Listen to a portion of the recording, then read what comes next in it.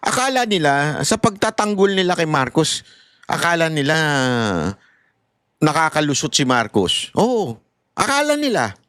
Yan ang ano eh, di ba si Lacson yan din ang bibig niya. Ito rin, may isa pa nagtatanggol sa kanya, si Tiangco. Naniniwala raw si Congressman Toby Tiangco na walang kinalaman sa issue sa budget si Pangulong Bongbong Marcos.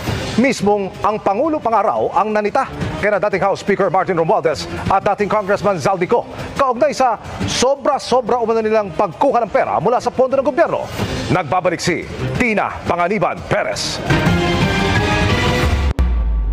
Nagkwento si Navotas City Representative Toby Tiangco sa kanyang nasaksihan na magkaharap-harap sila ni na Pangulong Bongbong Marcos at dating House Speaker Martin Romualdez. Pag-upong-pag-upo, ang bungad talaga kaagad ng presidente kay Martin is, Martin, kayo ni Saldi, ilan bang bahay sa Forbes ang gusto nyong bilhin? Ilan bang eroplano ang kailangan niyo? Ilan bang Ferrari ang gusto niyo? Ganong karaming pera ba ang gusto niyo? Ganong karaming kabyar ba ang kaya niyo kainin? Nangyari raw ito noong November 24 ng nakaraang taon pagkatapos ng regular na tanghalian ng kanilang pamilya sa Malacanang. Kailan daw? Ilan bang Ferrari ang gusto niyo? Ganong karaming pera ba ang gusto niyo? Ganong karaming kabyar ba ang kaya niyo kainin? Nangyari raw ito noong November 24 ng nakaraang taon pagkatapos ng regular na tanghalian ng kanilang pamilya sa Malacanang. Imaginein mo eto matindi. Akala niya mailulusot niya si Bongbong Marcos dito. Hindi. Yung nakawan, nagsimula 2022. 2024, dun palang nare-realize ni Marcos na yung silang Romualdez at si Zaldico kumukulimbat ng pera. At pangalawa, if that is true, bakit hindi mo pinakulong? Tama mali? Yung palusot ni Tiangco dito, isang malaking katarantaduhan. Sorry Tiangco malaking katarantaduhan yan eh. Sasabihin mo, alam na pala ng Pangulo na kumukulimbat na yung dalawa kasi napuno na daw eh. Ibig sabihin, matagal yan ang alam. Tama, mali. Bakit walang ginawa si Marcos? Last minute na lang kumilo si Marcos kuno na pinaresign si Romualdez. Dapat nga kung alam niya na kumukuha na kumukulimbat na, di sana pinakulong na ngayon si Romualdez. Tama, mali. Bakit at large pa si Romualdez ngayon? Kaya katarantaduhan ito. Katarantaduhan, sorry Isang lalo mo lang pinalubog si Marcos dito.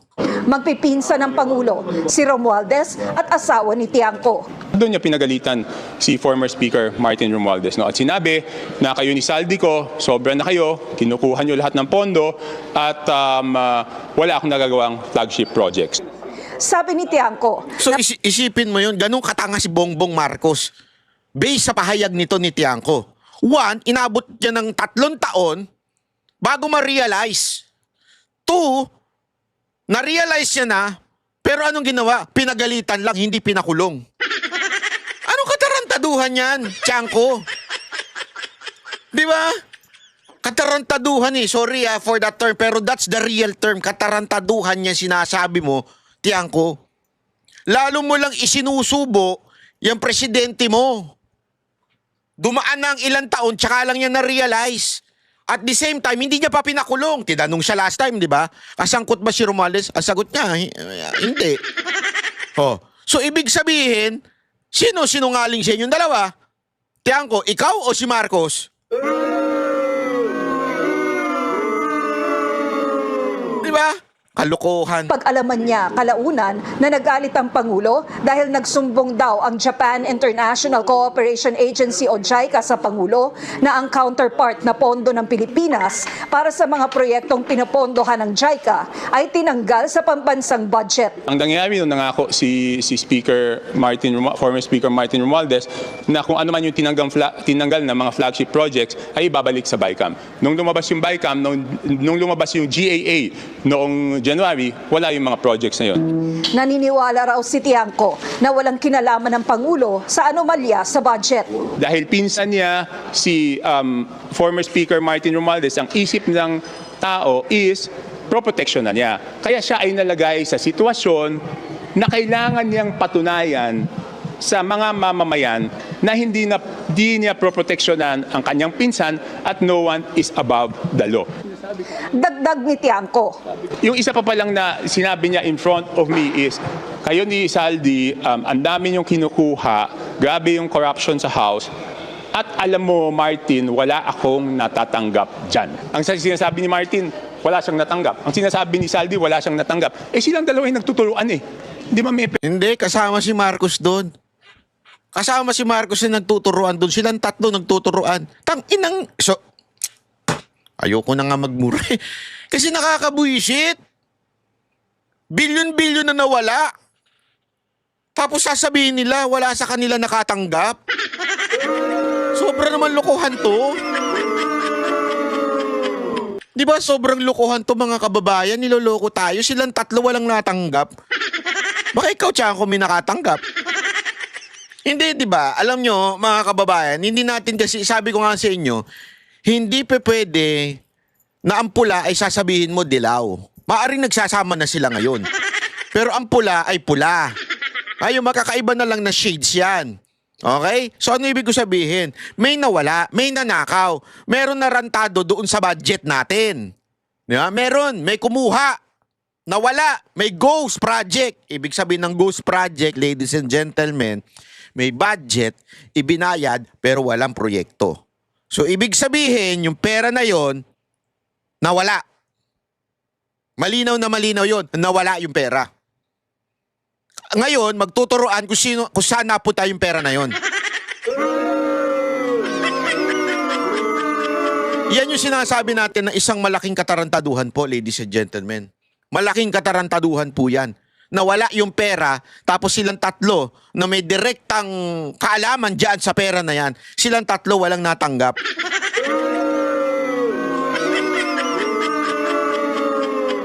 Tapos magtuturo pa ngayon.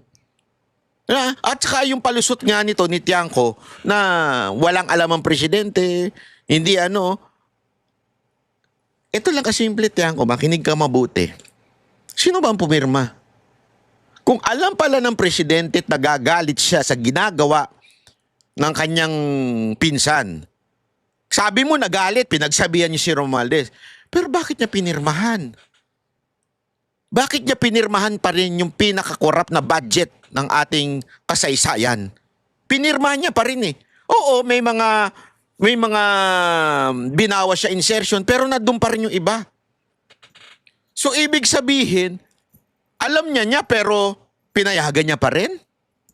Hindi pa rin totally clean yung budget ng 2025. O akala ko ba sinabi mo alam na niya? O hindi may pananagutan siya lalo. Naku po. Wala na. Kahit anong palusot dito ni Tiangco, wala. Sabit. So definitely, isa sa kanila may natanggap. Pero ngayon, parehong sinasabi na walang natanggap. Saan napunta yung pera? Bakit mo nililigtas si Marcos? Napaka-obvious mo eh. Ang problema dito, napaka-obvious niya. Napaka-obvious ng kanyang bali, 'di ba? Doon sa issue. Why are you confirming agad-agad na walang natatanggap si Marcos? Bakit? 'Yun ang tanong, 'di ba? Amin ang reaksyon tungkol dito si Romualdez pero wala pa siyang tugon sa ngayon. Para sa GMA Integrated News, Tina Panganiban Perez, nakatutok, 24 oras. Ayun, ito pa, pakingge. Sandali. Ito pa, isa pang abogado. Dumadami na abogado ni Marcos ngayon eh. Ito pa, isa pang abogado ito. Hindi pabor ang ilang senador sa pinaplano daw ng ilang grupo na pabagsakin ang gobyerno para bigyang daan ng civilian-military junta. Kasunod pa rin yan ang pahayag ni Senate President Pro Tempore Ping Lacson na siya mismo ay inimbitahang makiisa dito. At live mula sa Senado, nasa frontline ng balitang yan si Mayan Los Baños. Mayan, ano ba, nai-reveal na ba nitong si Senator Ping kung sino ba itong grupo na nag-iimbita sa kanya dito sa military junta?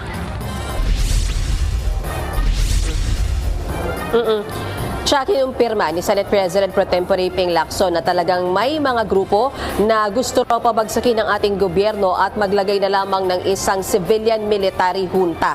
At hindi lang daw basta impormasyon ang nakuha ni Lacson dahil mismo siya ay inimbita para sumali sa nasabing kulusan pero dead ma raw si Lacson dyan. Kalokohan Bago to. raw ang malawakang rally ng Iglesia Panoorin nyo ito napakatinding kalokohan ito. Paparealize ko sa inyo bakit kalokohan ito. ni Cristo at serye ng video sinilabas si dating Congressman Zaldico, may mga kumontak daw kay Lacson ng mga retiradong pulis at militar. Pero dinedma niya raw ang mga ito dahil hindi sang-ayon sa konstitusyon ang gusto nilang mangyari. Pagilinaw ni Lacson, walang aktibo sa serbisyong nag-aya sa kanya para sa naturang pagkilos. Tingin ni Lacson, planado ang mga ito, pati ang mga serye ng pahayag ni inilabas niya ko. Mukha raw na may grupo talagang gumagalaw para galitin ang taong bayan. Narito ang bahagi ng pahayag ni Senator Ping Lacson. Yung ibang groups kasi nagko-call sila, total reset. Parang wala ang presidente, wala ang vice president. Tapos maski yung succession, di po pwede. So, civil military junta. Unconstitutional eh.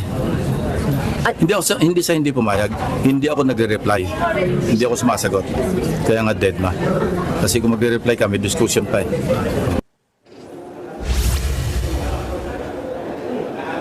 Kung si Senator Erwin Tulfo naman ang tatanungin, hindi siya aniniwalang makakakuha ng sapat na suporta ang sino mang grupong magsusulong ito. Hindi naman daw kasi ito suportado ng simbahan at mga civil society group, di gaya ng EDSA People Power 1 at 2. Narito naman ang bahagi ng pahayag ni Senator Erwin Tulfo. Though they're protesting na corruption, nakikita naman po nila na may mga nakakasuhan na. So what I heard is the military is just watching on the sidelines. Nakikita naman daw nila na this administration is doing its best, to clean up, yung corruption na ito.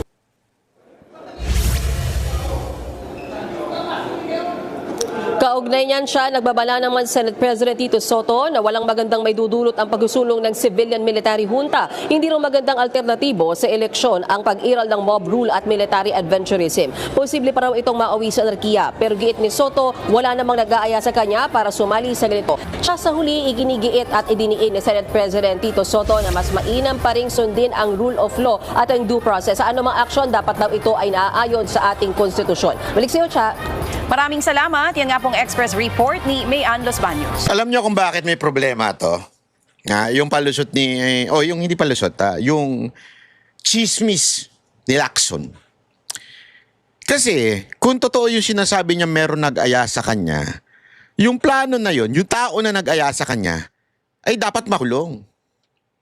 Inciting to sedition at saka sedition yun. Magplano ka ng junta, magplano ka ng revolusyon, yan po ay illegal. Krimen po yan.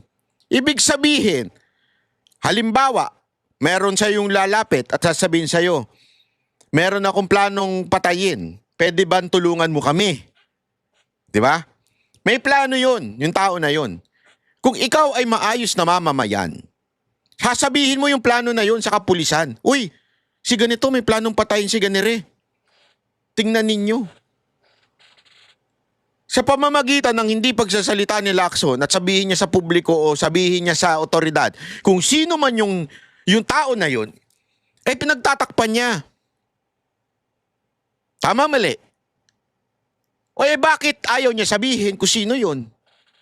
Isa pa. Hindi kaya wala naman talagang kumausap sa kanya, gumagawa lang siya ng issue, gumagawa lang siya ng kontrobersyal. Kasi nga, para magkaroon ng fear among the opposition o yung mga nagkikriticize kay Marcos. Ayan, may nagpaplano. Makakasuhan kayo, so isusumbong ko kayo. Ano ko kayo. Kasi kahit wala naman, pinangungunahan baga, para bang sinasabi niya, eto meron talagang mga nagpaplano laban sa gobyerno at alam ko kung sino sila. Pero in reality, wala naman. Katang-isip lang niya.